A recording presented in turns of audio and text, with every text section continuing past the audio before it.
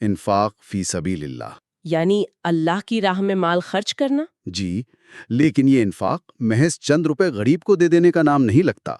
اس انفاق اور لوہے یعنی الحدید کے درمیان کیا تعلق ہے جس نے سورت کو اتنا انقلابی بنا دیا ہے؟ دیکھیں، سورت الحدید دراصل اسی سراب کو توڑتی ہے جس میں انسان اس مسافر خانے کو اپنا مستقل ٹھکانہ سمجھ بیٹھتا ہے۔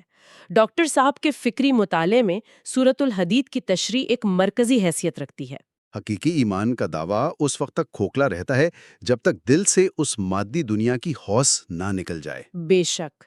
اب آتے ہیں انفاق اور الحدید یعنی لوہے کے تعلق کی طرف۔ الحدید کے معنی لوہے کے ہیں۔ قرآن مجید میں لوہے کی اس ٹھوس مادی طاقت کا ذکر انفاق کی روحانی اور مالی قربانی کے ساتھ ملا کر کیا گیا ہے۔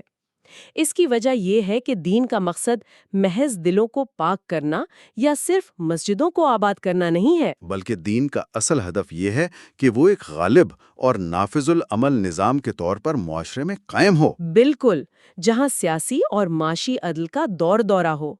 لوہا دنیاوی طاقت، ریاستی نظام و نسق اور نظام کے نفاذ کی علامت ہے، اور اس عظیم مقصد کے لیے جس طاقت اور جس سرمایہ کی ضرورت ہے وہ انفاق فی سبیل اللہ سے آتا ہے۔ یعنی جب تک وہ اہل ایمان جو سابقون بننے کے خواہش مند ہیں اپنا عزیز ترین مال، وسائل اور توانائیاں اس انقلابی جدوجہد کے لیے قربان کرنے کو تیار نہیں ہوں گے، وہ نظام کبھی قائم نہیں ہو سکتا۔ جی ہاں، انفاق محض انفرادی صدقہ نہیں ہے، یہ اس مادی نظام کی جڑیں کاٹنے کا عمل ہے جو دولت کو سمیٹ کر رکھتا ہے۔